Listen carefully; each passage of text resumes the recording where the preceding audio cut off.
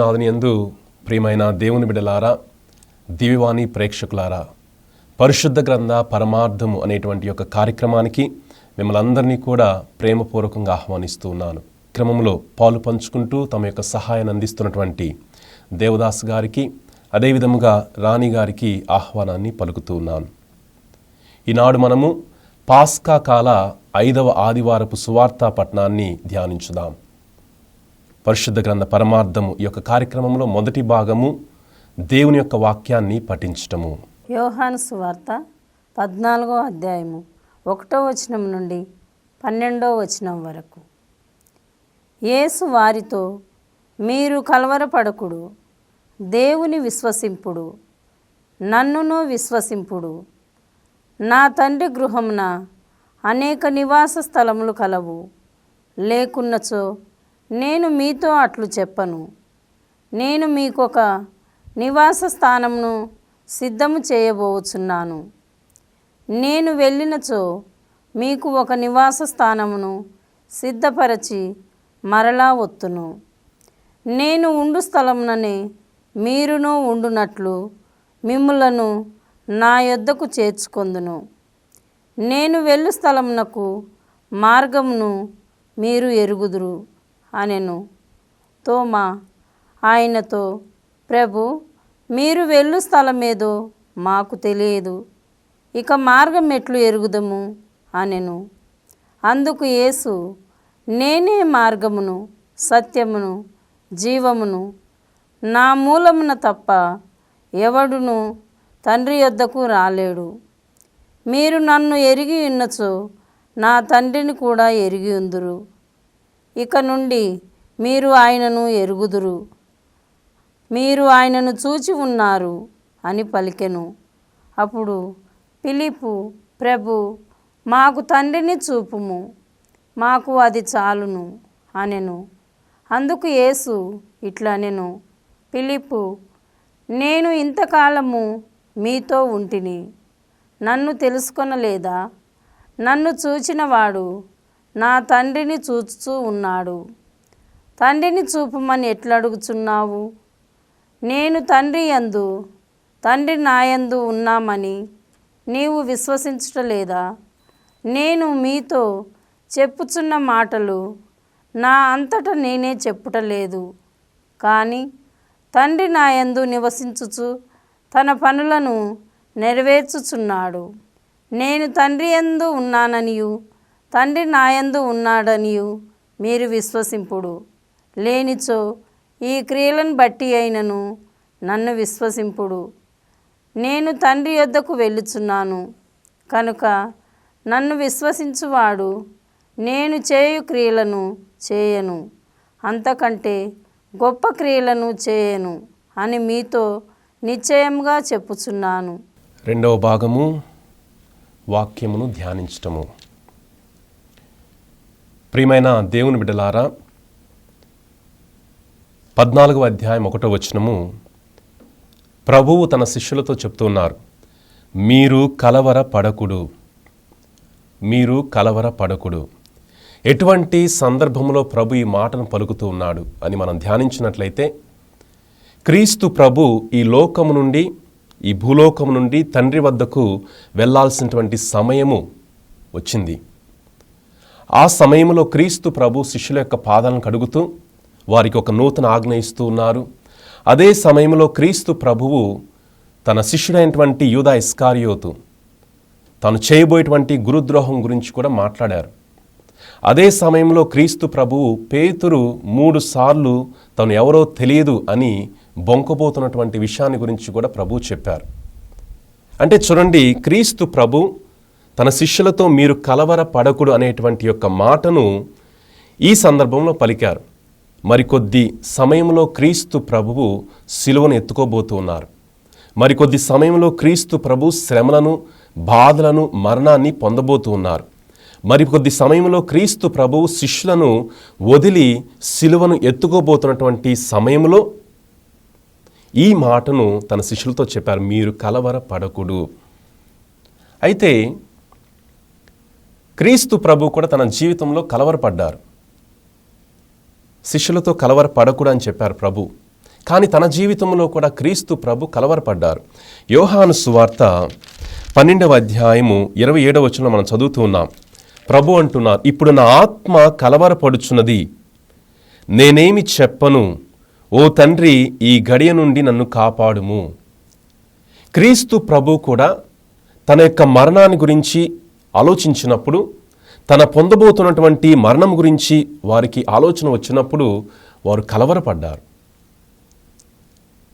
అయితే క్రీస్తు ప్రభు ఆ కలవరపాటు ఆ సమయంలో తండ్రిని జ్ఞాపకపరుచుకున్నారు, తండ్రిని చూశారు, తండ్రి యొక్క చిత్తాన్ని చూశారు, తండ్రితో తనకున్నటువంటి సంబంధాన్ని ప్రభు చూశారు. చూడండి ప్రియమైన దేవుని బిడ్డలారా, ఇది మన యొక్క జీవితంలో చాలా చాలా ముఖ్యమైనటువంటి విషయం. క్రీస్తు ప్రభు ఆ కలవరపాటు ఆ యొక్క స్థితిలో ఉండిపోలా. ఆ కలవరపాటు ఆ సమయంలో క్రీస్తు ప్రభు తండ్రిని చూశారు, తండ్రి యొక్క చిత్తాన్ని చూశారు. ఇప్పుడు క్రీస్తు ప్రభువు ఏ విధముగా అయితే తను కలవరపడినటువంటి సమయంలో తండ్రితో తనకున్నటువంటి బంధాన్ని చూశారో, తండ్రితో తనకున్నటువంటి సంబంధాన్ని చూశారో, అదే విషయాన్ని శిష్యులతో కూడా చెప్తున్నారు. మీరు కలవరపడొద్దు. ప్రభు అంటున్నారు, మీరు కలవరపడకుడు, దేవుని విశ్వసింపుడు, నన్నును విశ్వసింపుడు అని ప్రభు అంటున్నారు. ఫాదర్, తండ్రిని విశ్వసించమంటున్నారు, నన్ను కూడా విశ్వసించమంటున్నారు. అది ఎలా ఫాదర్, కొంచెం వివరించరా? గమనించినట్లయితే క్రీస్తు ప్రభు శిష్యులను వదిలి సిలువను శ్రమలను పొందబోతున్నారు. భౌతికంగా క్రీస్తు ప్రభు శిష్యుల నుండి దూరంగా ఉండబోతున్నారు. ఆ సమయంలో శిష్యులు దేవుని యందు విశ్వాసం ఉంచాలి. ఎందుకంటే వాళ్ళ కళ్ళ ముందు క్రీస్తు ప్రభు శ్రమలను, సిలువను, మరణాన్ని పొందబోతున్నారు. ఆ సమయంలో వారు దేవుని విశ్వసించాలి. రెండవదిగా క్రీస్తు ప్రభు చెప్తున్న నన్ను కూడా విశ్వసించండి. ఎందుకు క్రీస్తు ప్రభుని విశ్వసించాలి ఆ సమయంలో అంటే, ఆ సిలువ శ్రమల ద్వారా, ఆ మరణము ద్వారా తండ్రి యొక్క ప్రేమను క్రీస్తు ప్రభు మనకు తెలియచేస్తున్నారు. తండ్రి యొక్క మనస్సును క్రీస్తు ప్రభు మనకు తెలియచేస్తున్నారు.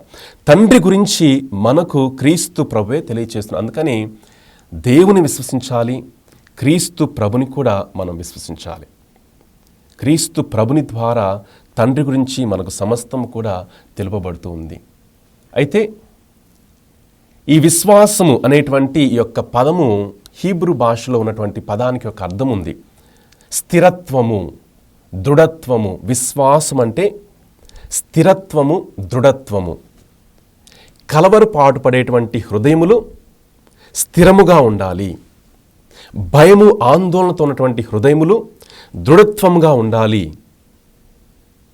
ఎప్పుడు దృఢత్వంగా ఉంటాయంటే దేవుని యందు విశ్వాసం ఉంచినప్పుడు, క్రీస్తు ప్రభుని యందు విశ్వాసం ఉంచినప్పుడు. ప్రియమైన దేవుని బిడ్డలారా, ఈ యొక్క వాక్యము ఒక సందర్భంలో క్రీస్తు ప్రభుని యొక్క శిష్యుల జీవితంలో నెరవేరుతుంది. క్రీస్తు ప్రభు శిష్యులందరూ కూడా పడవ ప్రయాణం చేస్తూ ఉన్నప్పుడు ఒక పెద్ద తుఫాను వస్తుంది. ఆ తుఫాను చూసి, ఆ యొక్క గాలులను చూచి శిష్యులందరూ కూడా భయపడుతూ ఉంటారు. క్రీస్తు ప్రభు ఆ సమయంలో నిద్రిస్తూ ఉంటారు. అయితే నిద్రిస్తున్నటువంటి క్రీస్తు ప్రభును వారు లేపి, ప్రభువా మమ్మల్ని రక్షించన్నప్పుడు ప్రభు ఆ యొక్క తుఫాను గద్దిస్తారు. అప్పుడు అంటారు, మీ విశ్వాసం ఏమైంది, మీ విశ్వాసం ఏమైంది. చూడండి, ఆ కలవరపాటు సమయంలో, ఆ భయము, ఆందోళన సమయంలో ప్రభు మనందరి నుండి కోరుకునేది విశ్వాసము. ప్రభుని యందు విశ్వాసం ఉంచినప్పుడు, ప్రభుని యందు నమ్మకం ఉంచినప్పుడు, ఆ కలవరపాటు హృదయం నుండి దృఢత్వము, స్థిరత్వము కలిగినటువంటి హృదయాన్ని మనం పొందుకుంటాం. విశ్వాసం అనేది అటువంటి గొప్ప వరాన్ని మనకు దయచేస్తుంది. 2వ వచనంలో, నా తండ్రి గృహమున అనేక నివాస స్థలములు కలవు, లేకునొచ్చు నేను అట్టి మాట చెప్పనని ప్రభు అన్నారు. పరలోకములో అనేక నివాస స్థలములు ఉన్నాయనేటువంటి విషయాన్ని ప్రభు చాలా చాలా గట్టిగా చెప్తున్నారు ఈ వాక్యంలో. తర్వాత అంటున్నారు, నేను వెళ్ళి మీ కొరకు ఒక నివాస స్థలమును ఏర్పాటు చేసి మరలా వస్తాను. అనగా ఇది ఎప్పుడు జరగబోతుంది అయ్యా అంటే, క్రీస్తు ప్రభు మరణించి పునరుత్థానమై మోక్షారోహణమైన తర్వాత వారు మరలా తండ్రి వద్దకు వెళ్తూ ఉన్నారు. అక్కడ ప్రభువు నివాస స్థలములు ఏర్పాటు చేసి మరలా తిరిగి వస్తారు. ఎప్పుడు తిరిగి వస్తారు అంటే తన యొక్క రెండవ రాకడని మనం గ్రహించాలి ప్రియమైన దేవుని బిడ్డలారా.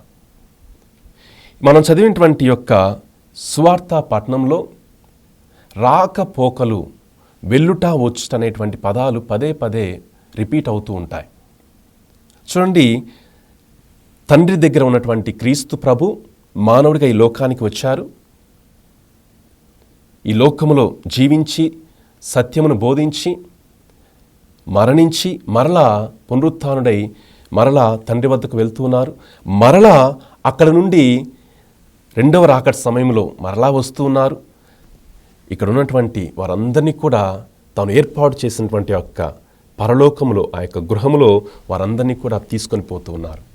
ఈ రాకపోకలు అనేటువంటి యొక్క సత్యాన్ని మనం గ్రహించాలి. ప్రభు అంటున్నారు, నేను ఉండు స్థలముననే మీరు నుండునట్లు మిమ్మల్ని నా యొద్దకు చేర్చుకొందును. రెండవ రాకడ సమయంలో ప్రభు మరలా ఈ లోకానికి వస్తారు. ఈ లోకం నుండి ఆయన తన యొక్క శిష్యులను మరలా తన వద్దకు చేర్చుకుంటారు. 4వ వచనం మనం చూస్తూ ఉన్నాం. క్రీస్తు ప్రభువు నేను వెళ్ళు స్థలమునకు మార్గము మీకు తెలుసు అని చెప్పినప్పుడు థోమస్ గారు అడుగుతున్నారు, ప్రభువా నువ్వు వెళ్ళేటువంటి స్థలము మాకు తెలియదు, ఇంకా మార్గం ఎట్లా తెలుసు అని థోమస్ గారు అడుగుతున్నారు. థోమస్ గారి యొక్క మనస్తత్వాన్ని మనము ఒక నిమిషం ధ్యానించినట్లయితే యోహాను సువార్తలో మనం చూస్తూ ఉన్నాం. క్రీస్తు ప్రభు లాజరు మరణించిన తర్వాత బెతానియా గ్రామం వెళ్ళాలి అని శిష్యులతో చెప్పినప్పుడు శిష్యులందరూ కూడా అంటున్నారు, ప్రభువా అక్కడ మిమ్మల్ని చంపటానికి వారు సిద్ధంగా ఉన్నారు అని చెప్పినప్పుడు థోమస్ గారు అంటున్నారు, వెళ్దాం, ప్రభునితో వెళ్దాం, అవసరమైతే మరణిద్దాం అనేటువంటి ఒక ధైర్యపు మాటను థోమస్ గారు పలుకుతూ ఉన్నారు. ఈనాటి సువిశేష పట్టణంలో థోమస్ గారు ప్రశ్నిస్తున్నారు. అదేవిధంగా పునరుత్థానమైన తర్వాత క్రీస్తు ప్రభు పునరుత్థానం గురించి కూడా ఆయన ప్రశ్నించారు. ఆయన ప్రక్కలో నా చేయి పెట్టాలి, ఆయన చేతులలో నా వ్రేలు పెట్టాలని థోమస్ గారు పలికి ఉన్నారు. గమనించినట్లయితే థోమస్ గారికి ఒక పని చేసే ముందు వారికి ఒక వివరణ అనేది ఒక అర్థపూర్వకంగా వారికి క్లియర్గా ఉండాలి. ప్రతీది కూడా వివరణ అనేది ఒక అర్థవంతంగా కనిపించినప్పుడు వారు ఎంతటి కార్యమునైనా చేయటానికి సిద్ధపడేటువంటి వ్యక్తిగా ఉంటున్నారు. తన జీవితాన్ని కూడా త్యాగం చేసినటువంటి వ్యక్తిగా మనకు కనబడుతున్నారు. అయితే థోమస్ గారు ప్రభు చెప్పినటువంటి యొక్క మాటలు ఆయనకు అర్థం కాల. ఆయన అనుకుంటూ ఉన్నారు, ఈ వెళ్ళు మార్గము స్థలం అనేది భౌతికమైనది. ఉదాహరణకి హైదరాబాద్ నుంచి వరంగల్ వెళ్ళటము, ఇది ఒక భౌతికమైనటువంటి స్థలముగా వాళ్ళు అనుకుంటూ ఉన్నారు. కానీ క్రీస్తు ప్రభు అంతా కూడా 1వ వచనం నుంచి 3వ వచనం వరకు ఆయన పలికినటువంటి మాటలన్నీ కూడా పరలోకము గురించి. ప్రభు దానికి అంటున్నారు, నేనే మార్గమును సత్యమును జీవమును. ఇది భౌతికమైనటువంటి స్థలం గురించి కాదు ప్రభు మాట్లాడింది. కానీ థోమస్ గారు భౌతికమైనటువంటి స్థలం అనేటువంటి రీతిలో అర్థం చేసుకుంటూ అడిగినటువంటి ప్రశ్నకు ప్రభు చెప్తున్నారు, నేనే మార్గమును సత్యమును జీవమును. ఆ పరలోకానికి వెళ్ళటానికి, తండ్రి సన్నిధికి వెళ్ళటానికి నేనే మార్గమును సత్యమును జీవమును అనేటువంటి విషయాన్ని ప్రభు చెప్తున్నారు. ఇప్పుడు కొంత సమయం విరామం తీసుకుందాం. మార్గమును సత్యమును జీవమును అని ప్రభు చెప్పారు. గమనించినట్లయితే యోహాను సువార్తీకుడు చాలా సందర్భాలలో ఒక సత్యాన్ని చెప్తున్నారు. క్రీస్తు ప్రభుని ద్వారా మాత్రమే రక్షణ వస్తుంది, క్రీస్తు ప్రభుని ద్వారా రక్షణ కలుగుతుంది అనేటువంటి విషయాన్ని చెప్పారు. మనందరికీ తెలిసినటువంటి ఒక వాక్యం ఉంది. యోహాను సువార్త 3వ అధ్యాయము 16వ వచనము. దేవుడు లోకమును ఎంతో ప్రేమించి తన ఏకైక కుమారుణ్ణి ప్రసాదించెను. ఆయనని విశ్వసించు ప్రతివాడును నాశనము చెందక నిత్య జీవమును పొందుటకై అట్లు చేసెను. చూడండి ప్రియమైన దేవుని బిడ్డలారా, క్రీస్తు ప్రభుని ద్వారా, క్రీస్తు ప్రభుని యందు విశ్వాసం ఉంచడం ద్వారా రక్షణ పొందుతాం అనేటువంటి విషయాన్ని అనేక సందర్భాల్లో మనం వింటూ ఉన్నాం యోహాను సువార్తలో. ఇప్పుడు క్రీస్తు ప్రభు నేనే మార్గమును సత్యమును జీవమును అని చెప్తున్నారు. అనగా క్రీస్తు ప్రభువు తండ్రి దేవుని యొక్క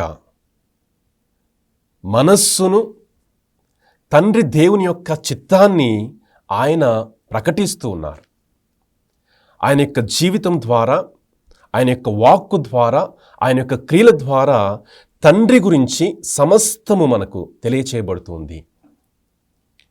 తండ్రి దేవుని యొక్క సత్యము, జీవము క్రీస్తు ప్రభునిలో ఉన్నది. రెండవదిగా మనం గమనించాలి.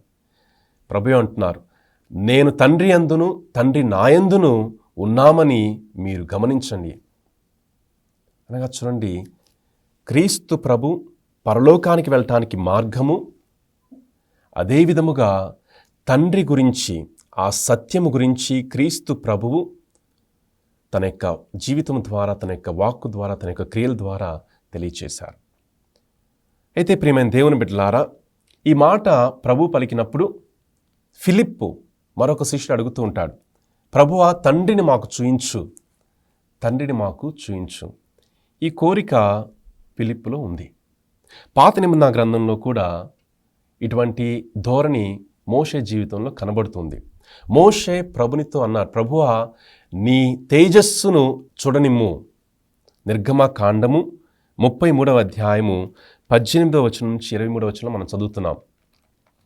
మోషే ప్రభుతో అడుగుతున్నాడు, ప్రభువా, నీ ముఖ తేజస్సును నాకు చూయించు అన్నప్పుడు ప్రభువు చెప్తున్నారు, నిర్గమకాండము 18వ అధ్యాయము 23వ వచనము, నీవు నా ముఖమును దర్శింపజాలవు.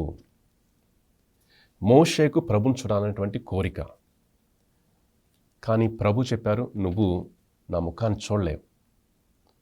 ఫిలిప్పు అదే కోరిక, మాకు తండ్రిని చూయించు అని ఫిలిప్పు కూడా చెప్పారు. అప్పుడు క్రీస్తు ప్రభు చెప్తున్నారు, నన్ను చూస్తే తండ్రిని చూసినట్లే, నన్ను తెలుసుకుంటే తండ్రిని తెలుసుకున్నట్లే అనేటువంటి ఒక గొప్ప సత్యాన్ని ఇక్కడ తెలియచేస్తున్నారు. ప్రియమైన దేవుని బిడ్డలారా, ప్రపంచంలో ఎంతోమంది దేవుని కొరకు వెతుకులాడుతూ ఉంటారు, దేవుని యందు జీవించాలని వెతుకులాడుతూ ఉంటారు, సత్యము కొరకు వెతుకులాడుతూ ఉంటారు. అయితే ఈనాటి సువిశేష పట్టణంలో క్రీస్తు ప్రభు తనను తెలుసుకుంటే తండ్రిని తెలుసుకున్నట్లే, తనను చూస్తే తండ్రిని చూసినట్లే అనేటువంటి ఒక గొప్ప సత్యాన్ని తెలియచేస్తున్నారు. ఈ విధముగా క్రీస్తు ప్రభువు తండ్రి గురించి, సత్యం గురించి తన శిష్యులకు బోధించారు. ప్రభు అంటున్నారు, తండ్రి నా యందు ఉండి నా ద్వారా అనేకమైనటువంటి క్రియలు చేస్తూ ఉన్నారు. యోహాను సువార్తలో ఈ క్రియలకు, సూచనలకు చాలా ప్రాముఖ్యత ఉంది. క్రీస్తు ప్రభు చేసిన అద్భుతాలు చాలా ప్రాముఖ్యత ఉంది. ఈ అద్భుతాలు ఉదాహరణకి కానాను పట్టణంలో ప్రభువు నీటిని ద్రాక్షరసముగా మార్చారు. అనేకమైనటువంటి అద్భుతాలు చేశారు. 5,000 మందికి ఆహారాన్ని పంచారు. ఈ అద్భుతాలన్నీ కూడా ఒక సూచనలుగా, అంటే ఈ సూచనల ద్వారా క్రీస్తు ప్రభుని యొక్క వ్యక్తిత్వము, క్రీస్తు ప్రభుని యొక్క జీవితము, దీని ద్వారా తండ్రి గురించి గొప్ప గొప్ప విషయాలు ప్రభువు చెప్తూ ఉన్నారు. ప్రతి సూచన వెనుక క్రీస్తు ప్రభు ఒక పరమార్థాన్ని చెప్తారు. ఆ పరమార్థంలో క్రీస్తు ప్రభు తన గురించి ఎరుకపరుచుకుంటారు, తండ్రి గురించి కూడా ఎరుకపరుచుకుంటారు. ఈ విధంగా క్రీస్తు ప్రభువు ఆనాడు తండ్రి తన యందు ఉండి చేసినటువంటి కార్యాల గురించి శిష్యులతో పలికి, తర్వాత ఇంకొక మాట కూడా చెప్తున్నారు, మీరు నన్ను విశ్వసిస్తే నాకన్నా గొప్ప కార్యాలు మీరు చేస్తారు. నన్ను విశ్వసించువాడు నేను చేయు క్రియలను చేయును, అంతకంటే గొప్ప క్రియలను చేయును. అంటే ఇది ఎప్పుడు సంభవించబోతుంది అంటే, క్రీస్తు ప్రభు మరణించి పునరుత్థానమై మోక్షారోహణంకి వెళ్ళిన తర్వాత క్రీస్తు ప్రభుని యందు విశ్వాసం ఉంచేటువంటి వారు ఆయన ఎటువంటి కార్యాలు చేశారో అటువంటి కార్యాలు చేస్తారు, అంతకన్నా గొప్ప కార్యాలు చేస్తారని ప్రభు చెప్పారు. ఆయన చెప్పినట్లే మనము అపోస్తల కార్యంలో చూస్తూ ఉన్నాం. క్రీస్తు ప్రభు ఏ అద్భుతాలు చేశారో ఆ అద్భుతాలను, అంతకన్నా గొప్ప అద్భుతాలను అపోస్తలులు, పేతురు గారు కావచ్చు, పౌలు గారు కావచ్చు, మిగతా అపోస్తలు చేయటం మన అపోస్తల కార్యంలో చూస్తున్నాం. కాబట్టి ప్రియమైన దేవుని బిడ్డలారా, క్రీస్తు ప్రభుని యందు విశ్వాసము, తండ్రి యందు విశ్వాసం ఉంచటము చాలా చాలా ముఖ్యము. క్రీస్తు ప్రభు తండ్రి గురించి సమస్తాన్ని మనకు తెలియచేశారు, సత్యము గురించి మనకు సమస్తాన్ని తెలియచేశారు, పరలోకమును గురించి సమస్తాన్ని మనకు తెలియచేశారు. కాబట్టి క్రీస్తు ప్రభును తెలుసుకోవటము, ఆయన యొక్క వాక్కును మనం ధ్యానించినప్పుడు మనము ఆయన గురించి తెలుసుకోగలము. కాబట్టి అటువంటి కృప కొరకు మనం ప్రార్థించాలి. ఇప్పుడు 3వ భాగము ప్రార్థన. ప్రేమగల మా తండ్రి, దేవా మీకు వందనాలు తెలియచేస్తున్నాం. నీ కృపను బట్టి నేనే మార్గమును సత్యమును జీవమును అని చెప్పేటటువంటి విధముగా మా జీవితంలో కూడా దేవా మేము నిన్ను అనుసరించేటువంటి భాగ్యాన్ని, నీ యొక్క సత్యాన్ని అనుసరించేటువంటి భాగ్యాన్ని, తదుపరి మీ జీవాన్ని పొందుకునేటువంటి భాగ్యాన్ని దేవా మీరు మాకు దయచేయమని మీకు కృతజ్ఞతలు తెలియచేస్తున్నాం. అలనాడు శిష్యులకు మీరు చెప్పారు కలవరపడకూడి అని. దేవా మా జీవితంలో కూడా మేము కలవరపడకుండా మిమ్ములను విశ్వసించి మేము మా యొక్క విశ్వాస జీవితంలో దృఢంగా స్థిరంగా నిలబడటానికి నీ కృపను తోడుగా ఉంచమని ఈ మా మనలన్నింటినీ నీ ప్రియకుమారుడు మా రక్షకుడైన ప్రభు యేసు నామములో అడిగి వేడుకుంటున్నాము తండ్రి, ఆమేన్. 4వ భాగము మనం వినినటువంటి వాక్యమును మన జీవితానికి అన్వయించుకోవటము, అనుసరించటము. ఈరోజు ఫాదర్ మీరు చెప్పినటువంటి మాటల్లో శిష్యులతో చెప్పారు కలవరపడనీయకుడు అని. అనుదిన జీవితంలో కూడా మేము చాలా కలవరపడుతూ ఉంటాం. లేచినప్పటి నుంచి కూడా మా జీవితం ఎలా ముందుకు సాగుతుంది ఒక కలవరం, ఎక్కడికైనా వెళ్తుంటే భయం, కలవరం ఏమవుతుందో. పిల్లలకు ఇప్పుడు రిజల్ట్స్ వచ్చేటువంటి సమయం, బిడ్డలు పాస్ అవుతారా లేదా అదొక కలవరం. ఎండలు మండిపోతున్నాయి, ఎలా జీవితం, అనారోగ్యం వస్తే ఇంకా ఏమవుతుందా మా జీవితం, కలవరం. జీవితంలో బిడ్డలు ఎలా ఎదుగుతారు, ఎలా స్థిరపడతారు అనేటువంటి కలవరం. ఇలా చాలా కలవరాలు మా జీవితంలో ఉంటున్నాయి. కానీ ఈ రోజున ఈ కలవరం పడవద్దు అని చెప్పినటువంటి దేవుడు నిజంగా విశ్వసించండి. మీరు మంచి మాట చెప్పారు. ఆ దేవుని విశ్వసించడం అంటే అది స్థిరంగా ఉండాలి, బలంగా ఉండాలని. ఆ మాట చాలా అద్భుతంగా ఉంది ఫాదర్. ఆ దృఢంగా గనక మా జీవితం మేము విశ్వసిస్తే ఇలాంటి కలవరపాట్లు అనేవి ఉండవు అని నేను తెలుసుకున్నాను ఈరోజు ప్రత్యేకంగా. ఆ తర్వాత తోమా గారు కూడా మార్గము సత్యము జీవం మీరని చెప్పారు. మరి ఆ మార్గం ఏదో తెలియదు, మరి మేము ఎట్లా అనుసరించాలంటే ఆ మంచి ఉదాహరణలు మీరు ఇక్కడ చెప్పారు. కాబట్టి కారణం ఏమిటంటే దేవుణ్ణి ఎప్పుడైతే విశ్వసిస్తామో తప్పకుండా మేము ఆయనతోటి జీవిస్తామనేటువంటి సత్యాన్ని కూడా మేము తెలుసుకున్నాం ఈ సమయంలో. కాబట్టి అందును బట్టి మీకు కృతజ్ఞత తెలియచేస్తూ మా జీవితంలో కలవరపడకుండా ఉండాలంటే దేవుణ్ణి విశ్వసించాలి అనేటువంటి ఒక సత్యాన్ని మేము ఈరోజు తెలుసుకుని ఉన్నాం. అందును బట్టి మీకు వందనాలు తెలియజేస్తూ ఇంకా మంచిగా మా జీవితాన్ని ముందుకు నడిపించాలని ఆ ప్రభు పేరిట మీకు తెలియజేస్తున్నాం ఫాదర్. సో ఈ కార్యక్రమాన్ని చివరి ప్రార్థనతో ముగించుకుందాం. ప్రభు మీతో ఉందురుగాక, మీ ఆత్మతోనూ ఉండునుగాక. సర్వశక్తిగల సర్వేశ్వరుడు పితా పుత్ర పవిత్ర ఆత్మ మనలందరిని దీవించి ఆశీర్వదించి కాచి కాపాడుదురుగాక. ఆమేన్. వచ్చే వారము పాస్కా కాల 6వ ఆదివారపు సువార్తా పఠనాన్ని ధ్యానించుదాం. అప్పటి వరకు సెలవు.